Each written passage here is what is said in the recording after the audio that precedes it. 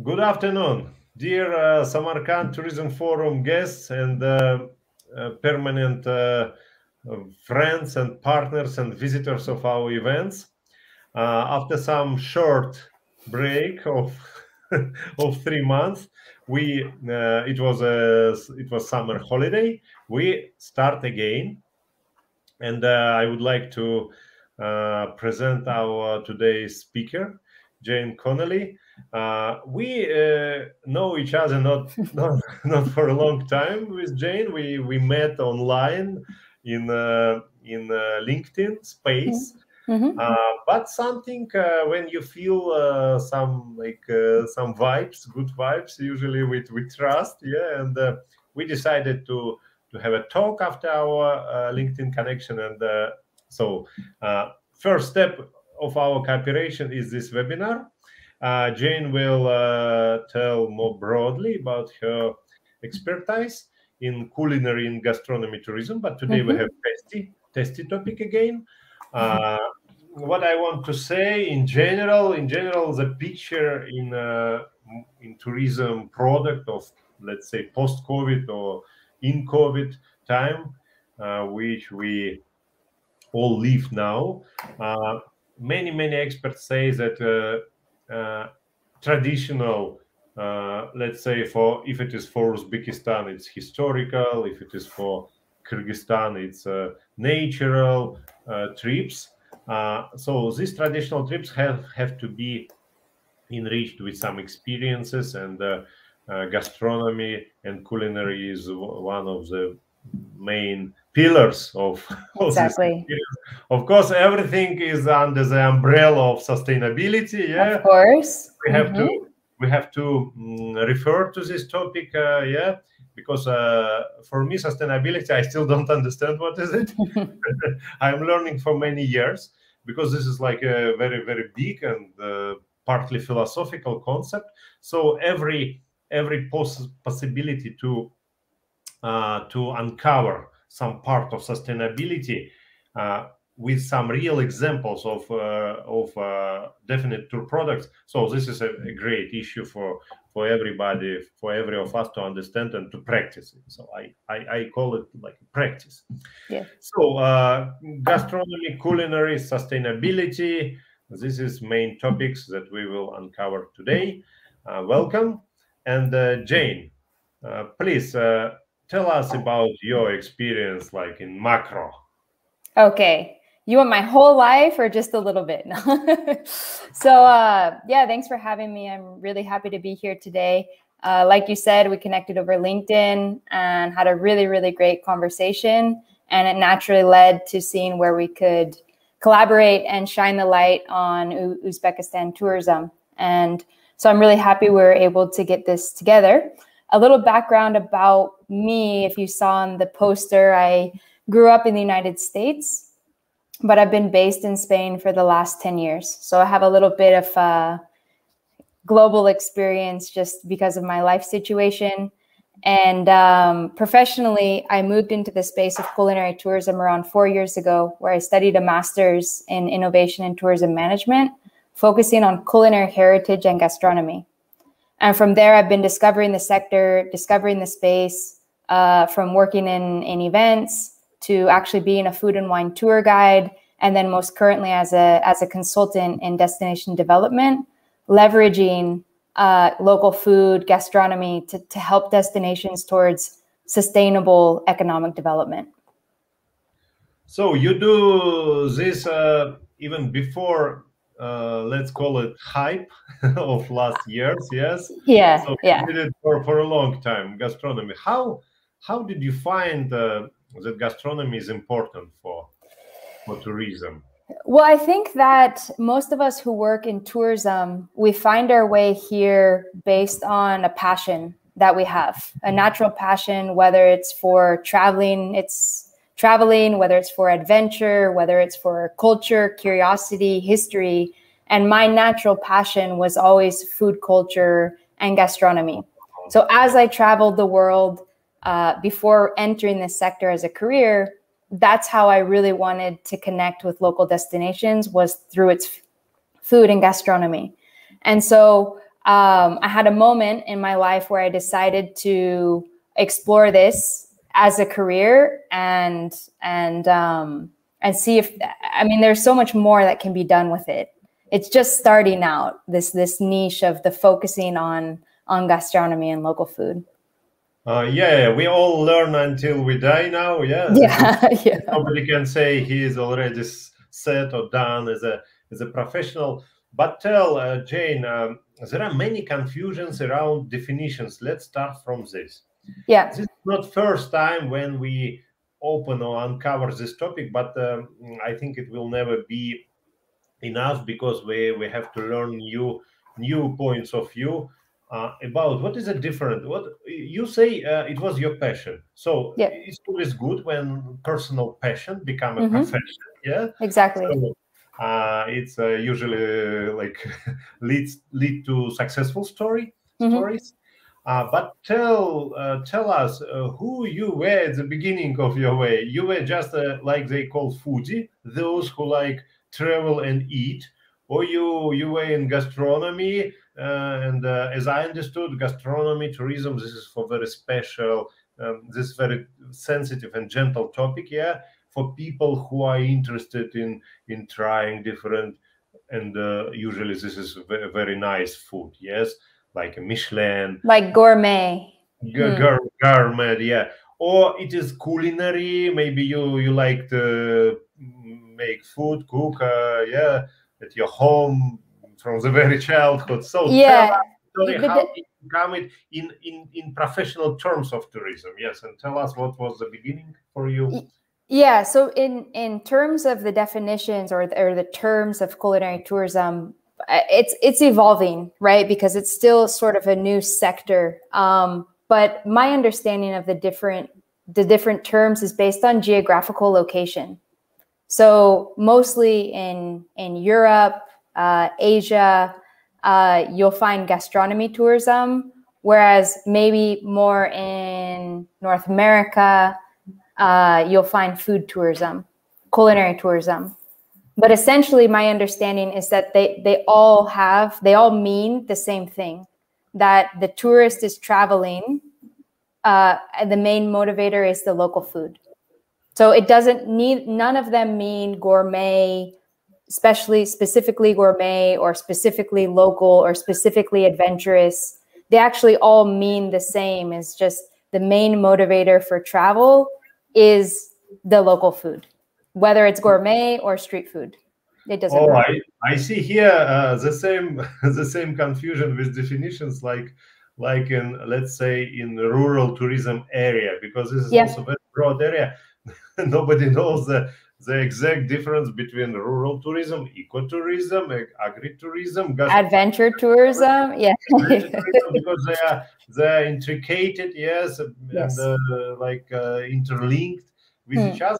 But anyway, we have to be aware, like tourism professionals, about like general definitions, and I think definitions, there are some definitions, yes, and maybe they are different in different regions of the world, right?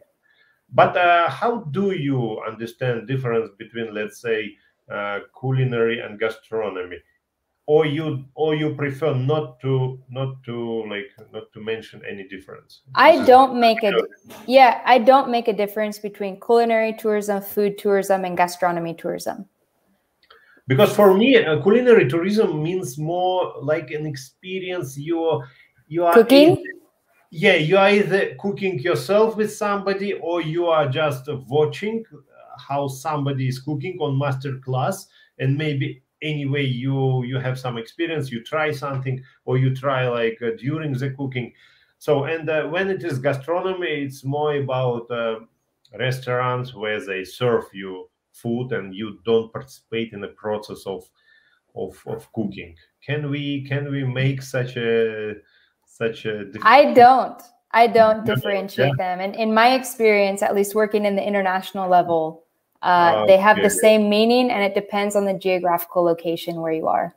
I trust your experience. Therefore we are talking about it here, but I also explain my position, yes, which I understand, and also I think we mentioned the translations as well. Food tourism in English, maybe it makes sense, but if you translate that, for example, to Spanish, it can be turismo de alimentación. That doesn't really make any sense. So turismo gastronómico, gastronomy tourism, makes much more sense in the Spanish-speaking world. So it's a little bit different to put them in boxes. In my opinion, as the sector grows and evolves, the terms come to mean more or less the same thing. Okay, I think it's enough. Yeah. Let's go to the market. How can you say what is a portrait of gastronomy or culinary tourist or foodie, as they call them? Do you have any can you explain the profile? Can you share Sure. a profile with us? Because here in Central Asia, I don't think we have clear 100% gastronomy tourists, because our cuisines are very specific.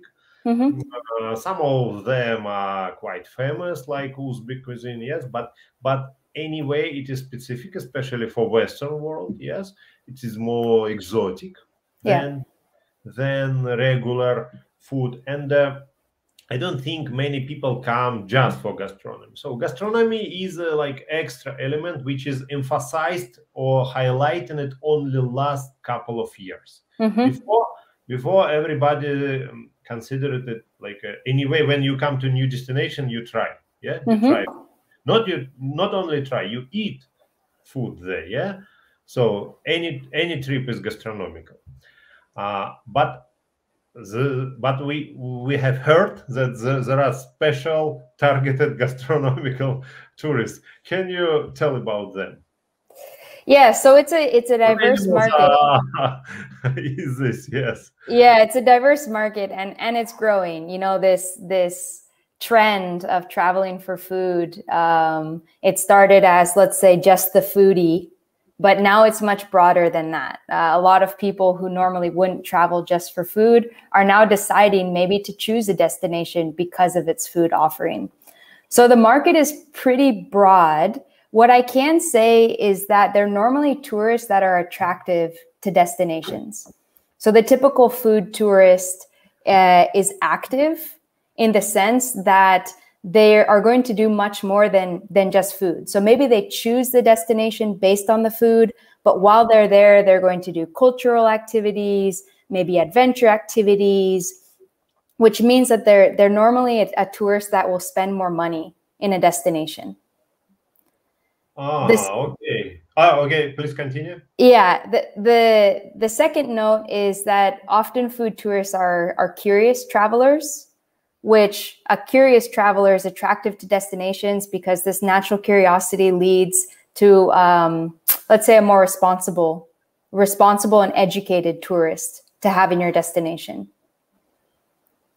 as well. Okay. So these two features, and I didn't hear anything about these people eating more than regular tourists or paying more attention to food during their tour. As I understood from your sentences, that gastronomy is it could be prime motivator to choose destination, yes, during the pre-trip choosing and research, yeah. But in the tour itself, they behave the same like everybody else. Yes, they eat the same portion. Maybe they enjoy more. Yeah, some special food. But as you say, their curiosity leads for them to go not only for food to restaurants, but go to different other areas of the destination to learn, to search about it. How do you think agritourism can benefit from it? Because it's also new type of tourism in our part of the world, and we are still learning what is the main what is the main trigger for people to go to agritourism. Is it agriculture or food, and the roots of the food. Yes, like people want to see how local products are Exactly.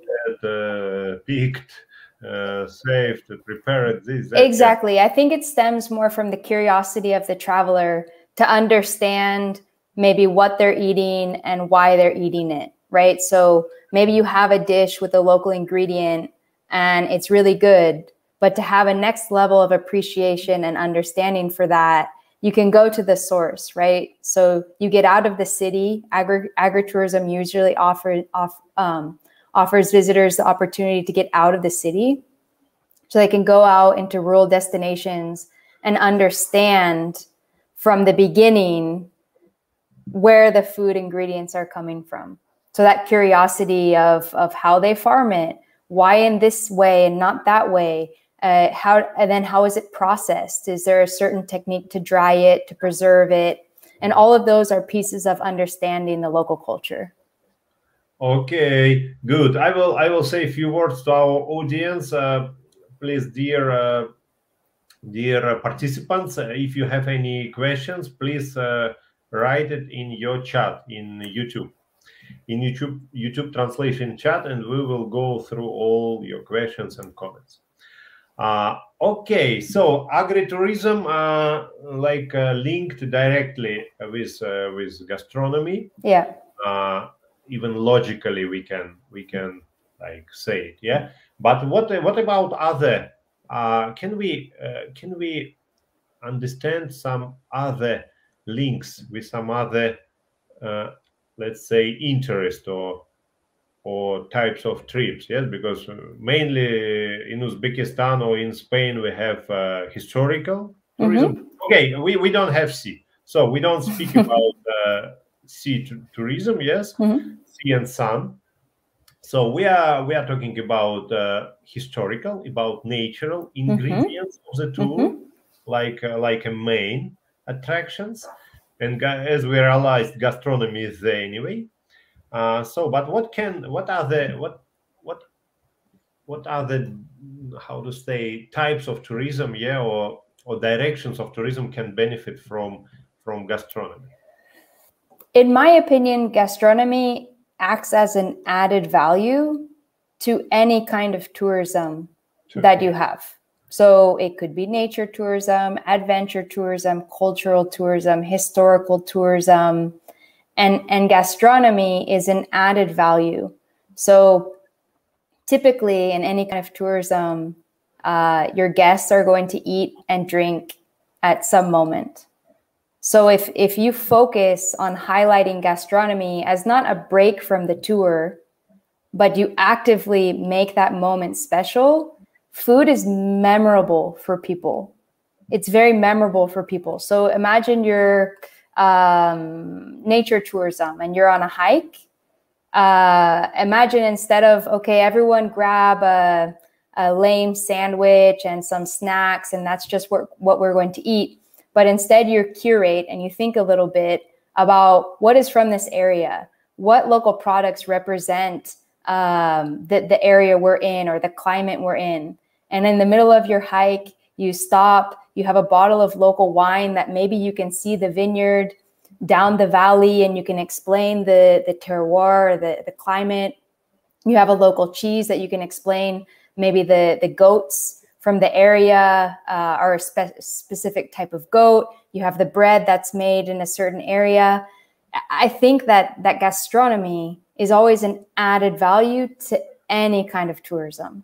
So it's important to don't forget about that. You know, it's not like when your guests stop to eat and drink that they turn off, that they're off the tour all of a sudden.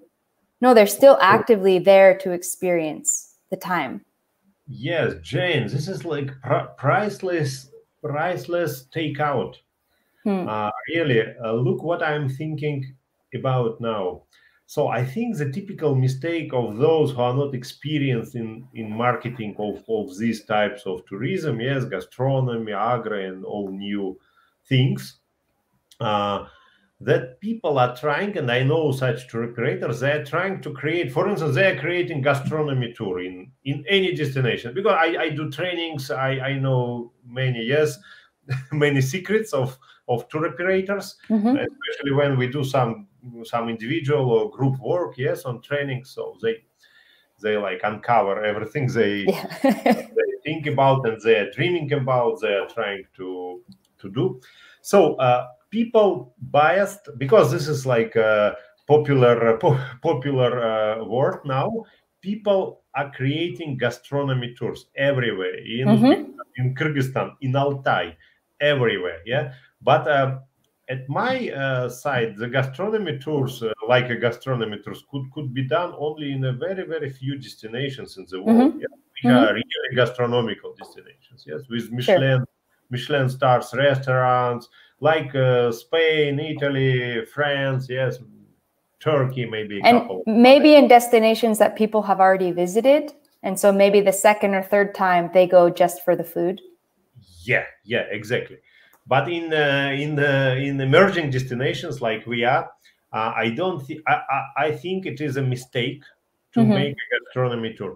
It's like a mistake by definition, because there is no so much gastronomy. There is no, maybe there is everywhere, there is a local gastronomy. There is no so much absolutely marketing, yes, and understanding by people. There is no so much motivation of people to come to try this gastronomy. But as you mentioned, gastronomy is an essential element of any kind of tourism. It shouldn't be like a different, differentiated, like a gastronomy tour, culinary tour. No, this kind of experience, especially now in post-COVID tourism for experiences, yes, it should be at every trip. And I like how did you explain, like if you are in hiking, you can open bottle of wine, yes, and if you see some winery somewhere far away from you, or even in historical places, it could be, yes, absolutely, some restaurants or some food with some story, not just a food, but food with story linked with this place, yes, with the story of okay. Exactly. And I think that sometimes with gastronomy, culinary food tours, people tend to complicate them, but it's not necessary. The beauty of food tourism is that there are resources and assets that already exist.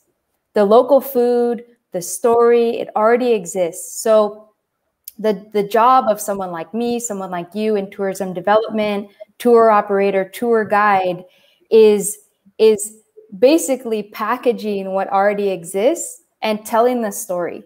So you need to, basically our job is to tell the story and give the visitors the why behind the food they're eating and the drinks that they're having. So to build awareness, education, and the why of why this is special. Why is this unique? Why is this cooked in this way? Or why is this eaten during this holiday? Or why don't we have this ingredient? Our job is to help share that part of the food story. The food is already there. Story is second important component. Yeah. Yeah, I see. So food without story is just a food. Yeah, we can't say it's a part of tour product. No. It's just a food. You have to provide food. Yes, for your people. Yeah. And for you, the same like for yourself. But story makes story in a, can we say, a good story in an appropriate place? Yes. Because if you choose the place for food and if you creatively differ food according to the place and add story like a something like spice or something. In Russian, we call it cherry on the cake, maybe. Cherry on top, yeah. The top of the cake, yeah. Yeah. So this is like a story is like a cherry on top, yeah. Exactly. Wow, interesting, very interesting. So the main takeout we can like take out of this: don't complicate.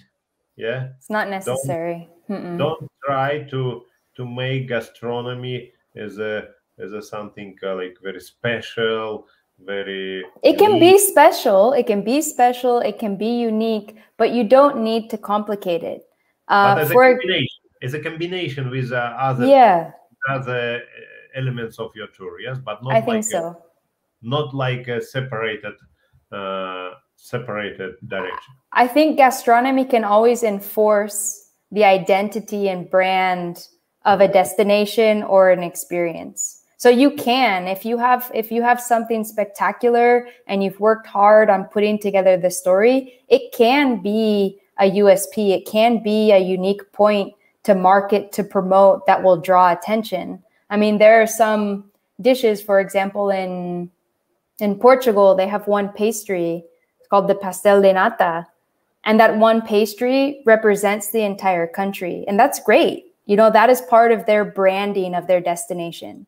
So if it's right, go ahead and go for it, right? You know, if it represents the destination, if it represents the experience, reinforces the brand, you can highlight a specific dish or a specific gastronomy point of the culture.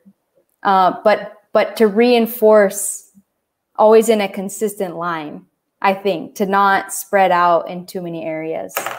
I see. Got it. Great. I have another question to you. So we have mentioned some developed gastronomy destination with Michelin star hotels, restaurants. But what would you recommend for emerging destinations? How to develop this? We don't say gastronomy brand. After your last sentence, let's say brand reinforced by gastronomy. Yeah. Sure. What is your quick recommendation for tour operators, for marketers, for guides? Yeah. Yeah, I think it's really important to understand, again, unique is an overused word, but it's important when you're talking about gastronomy to understand what is different, to differentiate your destination, your experience, your product from the other. And like I said, it can be something as simple as the way a local ingredient is grown, maybe the climate, perhaps the way you prepare it, when you eat it, the ritual and tradition around the dish. I think that it's important to understand your culinary culture to the point that you can select the pieces that you feel represent your local community or the local experience. So become a culinary seeker or tourist yourself first. Yeah, I think so. I think you have to understand. Yeah. Usually, everybody can say, I like food. I'm interested in food. Of course, I know food of my place, of my country, but I don't think in professional level it's enough. Yes, just a curiosity. Yes. And at some point, some point, you have to decide, right? You can't promote absolutely everything that your destination has, or every local ingredient or every local dish. So at some point, you have to do the research, you have to make an analysis perhaps, and then decide which points are your strongest points to then reinforce, build the story, and then have the brand consistency. I see. So is it a niche, what you recommend? To find your niche in gastronomy? Can we say? Because I know two guys a couple of years back, they're very, very professionals in tourism and in gastronomy, and 2 or 3 years back they created excellent gastronomical tour around Uzbekistan. There is no such a product before, and maybe there will no be later, because they didn't sell it even in 2018 and 2019. Yeah. Very, very good years of tourism here. Yeah. Very good years, yeah. Very big growth of tourism. Yes, everybody expected the same growth. They didn't have enough guides, hotel rooms, no place in restaurants. Everything was full. Yeah, just before pandemic. So, and they didn't sell that super nice, because when I look through that program, it was so interesting for me. I realized I don't know so many meals. So everything is very so interesting, but they didn't sell even one piece, one seat of that trip. So that means that people don't, again, like we come back to the point that they don't buy gastronomy, they buy something like for example, even for me, I would say that I could be maybe one of the most gastronomy foodie travelers possible. But I personally wouldn't book an only gastronomy tour, because if I'm going to a destination, I want to do activities. Maybe I want to mountain bike and kayak and also visit a museum and also visit a farm. But at the same time, breakfast, lunch, and dinner, I would expect to have memorable, unique local meals. Okay. So, and let's imagine if you go to travel Silk Road, you go to any of Central Asian country, or to Russia. Will you pay more attention to the tour program? Yes, which includes gastronomical emphasis on gastronomy, or which includes emphasis on things like you just said, kayaking, trekking, hiking, some activities. What will be the trigger for you? For me, there has to be programs of two tour operators. Yeah. One is emphasizing nature, culture, and the other one is gastronomy. Gastronomy. You, foodie. Like does the gastronomy tour offer the other things that I mentioned? Maybe it offers some, but no. I think if it is emphasized on gastronomy, I don't think it will include some outdoor, because there is no possibilities for gastronomy in outdoor, in rivers, in forests, in mountains. I don't think. Maybe some local specialities, yes, but not much. Okay, let's imagine this gastronomy tour doesn't have this experience. Yes, it's regular. Yeah, it would be hard for me if it was the first time visiting a destination. I think it might be hard for me to focus only on gastronomy. I would want to. It's my favorite piece of visiting a country, but I would be nervous to miss out maybe on some of the cultural and historical activities as well. So I think, like we've been talking about, they have to support each other. Oh, I see. So the fear of missing cultural activities is bigger than to miss gastronomical experiences. Well, yes? You know that you're going to eat 3 times a day. Yeah. I think as any experienced traveler, you are aware that anyway you will eat, you will try, even if it is very fixed group trip. You will have an opportunity to go independently and to try something. Yes. Right. When you have like a free time. Okay. Good. My another point is about role of women. Yeah. In tourism, not in gastronomy tourism. It's better I rephrase my question. It's not about role of women. Everybody understands who is in the kitchen. Yes. Who makes all this stuff. I mean, especially if it is about like local food in guest house and in small places. Yes. But let's say, like, does gastronomy or culinary tourism open any extra opportunities for women to enter tourism? Because it does. I'm trying to shake entrepreneurship. Yes. And especially for women, yes, because they have limited abilities to start business, and especially in countries like we are here in Central Asia, there are many obstacles. Yes, and for me, I think theoretically that this type of tourism opens some doors. Yes, so I agree. They start slowly from small cooking somewhere in home and go further. What is your opinion? Or maybe you can tell us some example from your practice. Yeah, I agree. I mean, what comes to my mind is a company called Community Homestay Network, which is based in Nepal. And they have around 20 20 different community homestays in different parts around Nepal. Oh, I think I know that service. They like book through communities. Yes, you book some certain place in guest house. In a guest house, and you stay. Yes, you book through local community. Yes. Community like aggregator. Yes, I have read about it.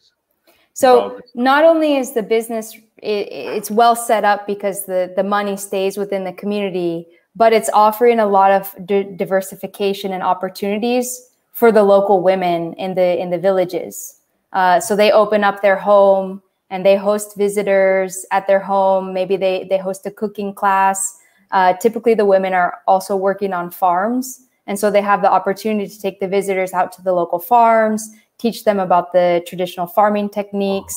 So it's important that, you know, tourism, we never want to depend fully on tourism, but I think that it can add diversification to the daily life of especially rural women. Yeah, I see. So, but do you know this example personally? Have you visited?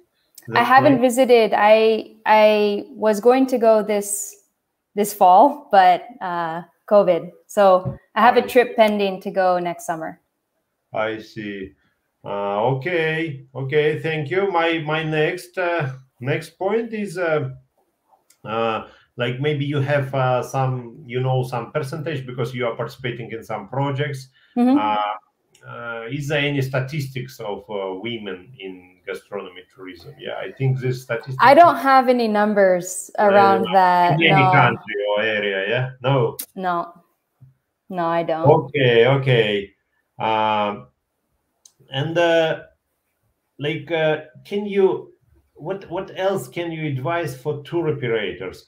So your first point, because mainly tour operators are responsible for promotion of the country. Yes, they do it either through international fairs, yes, where they participate physically. Nobody knows will we have these big fairs anymore. Hopefully, yeah. Yeah.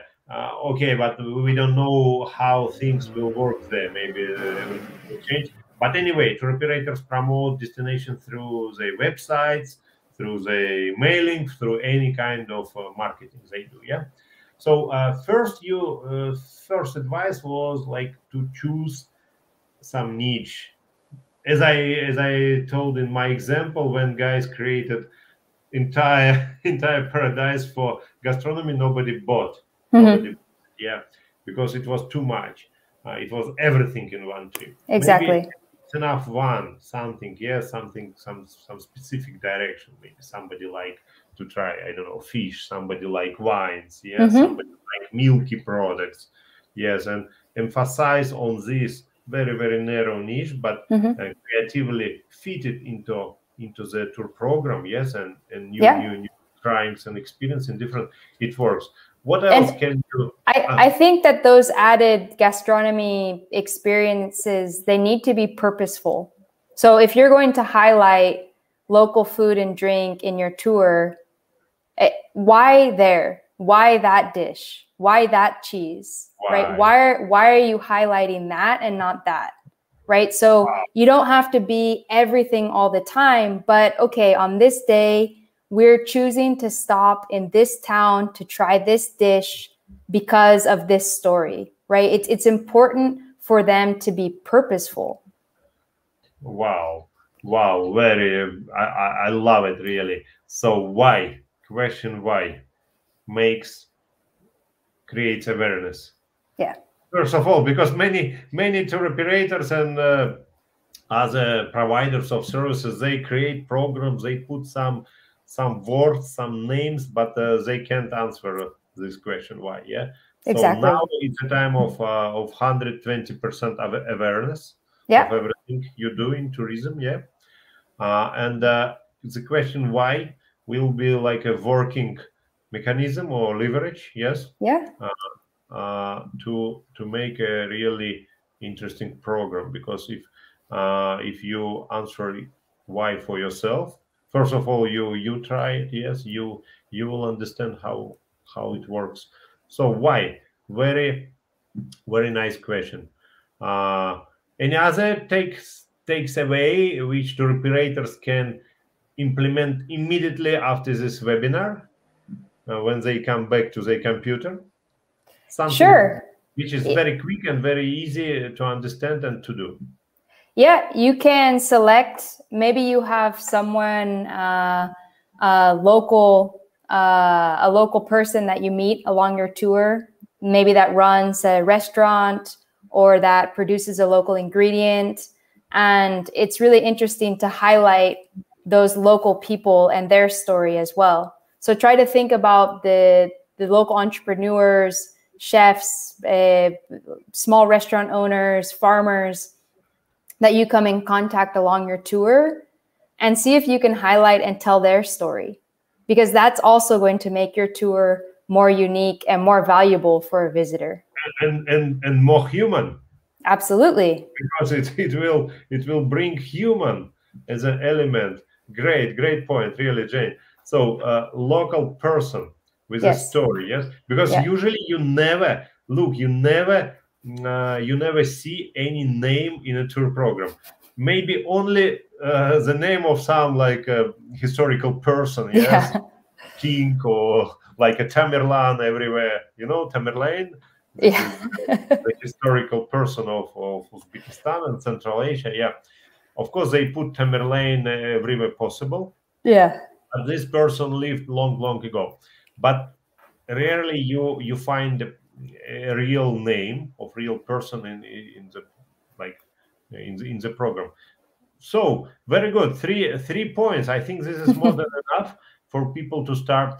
For all of us, I mean, to start rethinking about this gastronomy, culinary, foodie. Yeah, and the important thing to realize is you don't need to create necessarily something new. Well, I'm sure that the assets, the resources, the value is already there. It's about thinking about it and adding purpose through the storytelling and the telling why this is important, why this represents us, and why as a visitor you should care about it. Okay, and what about your own experience? Do you work with tour operators? I have worked with some tour operators on business development, product development, branding, positioning as well. So you consult them, and during your consultancy, you direct them. Exactly. So do you recommend them the same things like you shared with us? Of course. Be like as simple as possible. Yeah. Absolutely. Don't complicate it. Yeah.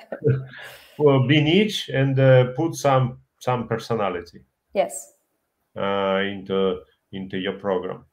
Yeah. Yeah. Now I remember there are some new types of programs. I have heard recently one program somewhere in Russia. Yes, they mentioned the name of one guy living in that village. Yes, and he is like singing, and he is inviting for some lunch or dinner. Yes, so creating experience. But the tour program consists of the name of local guy living there. Yeah. Jane, we have some comments already. The comment is from Yelena. In agrarian Uzbekistan, with intensive agriculture methods, the nature-based tourism can include the story of how production is organized and how it affects the landscape. Story of disappearing corals here, like an example. Yeah, definitely. We have already mentioned this, yes. But here, Yelena means it's not about agrotourism, but it's about Uzbekistan, which is mainly agrarian country, yes. And from my side, I suppose that Uzbek fruits can be like a separated gastronomy experience. Unfortunately, it's not very often highlighted by operators and programs. Yes, of course they serve fruits, but some fruits could be like a separated story with testing, with again stories, with visiting some local farmers, growing, planting it. etc. Another comment from Elena. At the same time, opportunities for alternative land use and crop production, salinity tolerant crops for local recipes, nutrition sensitive agriculture, diversification. So this is more about land, yeah, but I think all these points could be good. Yeah, I think they're all great points. I mean, what I'm understanding, what I'm understanding from her comments is leveraging tourism as an avenue for education, which should always be education and awareness. So food will ease the friction. Ease the friction, yeah, of course, and some like wine maybe. Make remembering and education more how to say, more working, yeah. Yeah. More efficient. Yeah, but I agree. I think that there's definitely a place to bring apart to bring up the impacts of farming, of mass industry. We can start talking about food systems, sustainability, sustainable agriculture.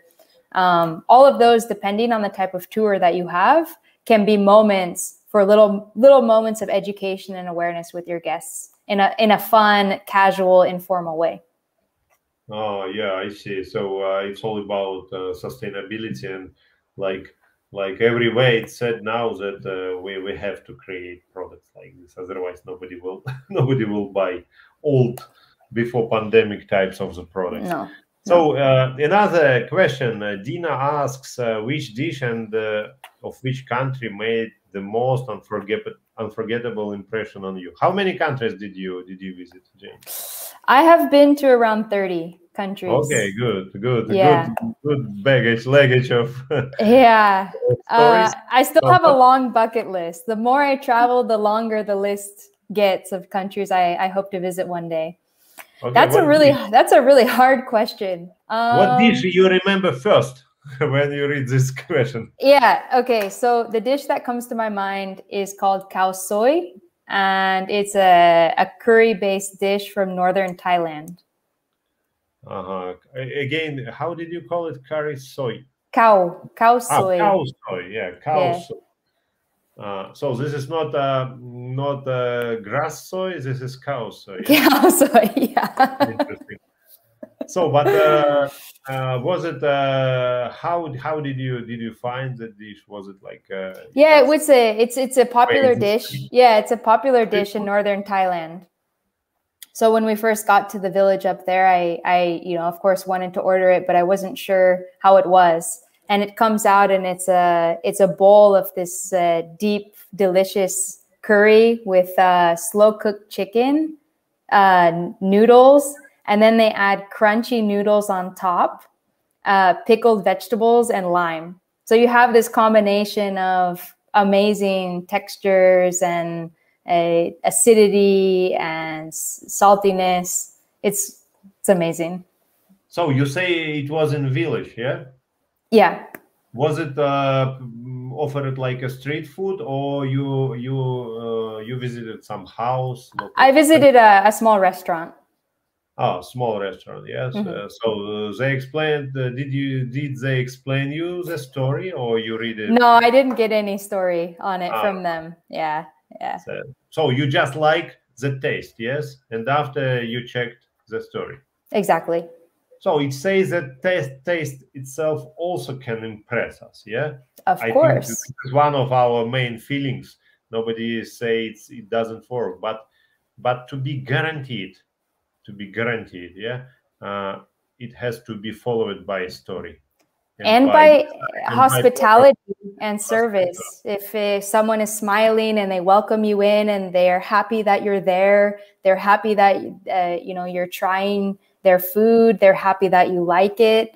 That interaction of feeling welcome and this joy between this interchange of connecting over food is also what makes a food experience extremely memorable. Oh, yeah, I see.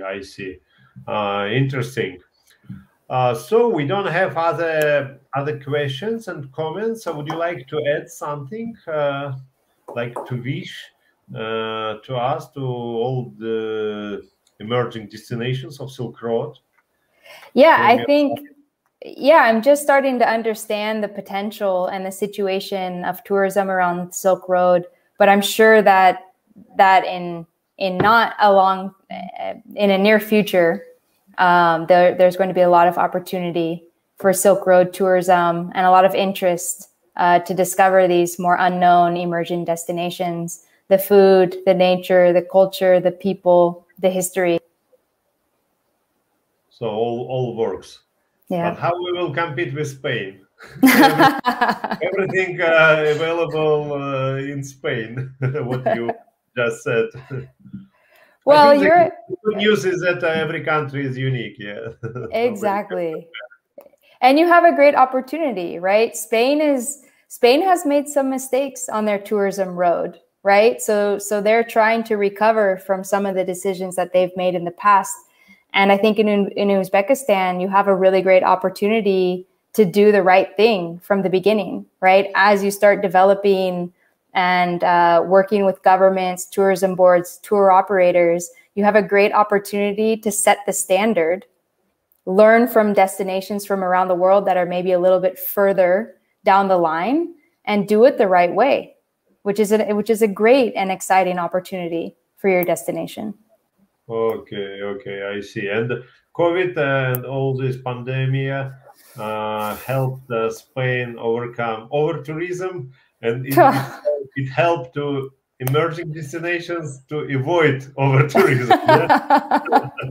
Sure, we could say that.